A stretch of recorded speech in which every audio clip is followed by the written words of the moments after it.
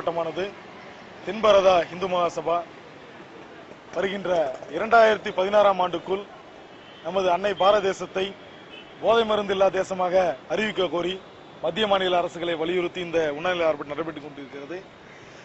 சமீப காலமாக புற்றீசல் போல் அனைத்து பெட்டி கடைகளிலும் டீ கடைகளிலும் கிடைக்க தாராளமாக ஒரு மிகப்பெரிய ஏதோ தடை செய்யப்பட்ட பொருள் இல்லாம ஏதோ அரசால உணவுப் பொருள் அதிகாரிகளால அங்கீகரிக்கப்பட்ட ஒரு பொருளா பான் பிராக் மாவா குட்கா போன்ற பொருட்கள் விற்கப்பட்டு வருகின்றது.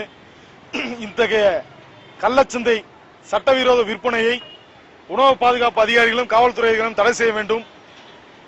இத்தகைய விற்பனைகள் முற்றிலுமாக ஒழிக்கப்பட வேண்டும் என்கின்ற நோக்கத்தின் அடிப்படையிலே இந்த உண்ணாநிலை ஆர்ப்பாட்டம் நடைபெற்றுக் கொண்டிருக்கிறது. மேலும் பரவலாக பாரத தேசத்தில் சில மாநிலங்களில் பரவலாக இருக்கின்ற விற்பனையாகிக் கொண்டிருக்கின்ற மதுவையும் ஒழிக்க வேண்டும். வருகின்ற 2016ஆம் ஆண்டிற்குள் நமது அன்னை பாரத தேசத்தை போதை மருந்து இல்லா தேசமாக அறிவிக்க கோரி இந்த உண்ணாநிலை ஆர்ப்பாட்டம் நடைபெற்றுக் கொண்டிருக்கிறது என்பதை தெரிவித்துள்ளார். வீர வசந்தகுமார், தென்பாரத தலைமை ஒருங்கிணைப்பாளர், இந்து மகாசபா.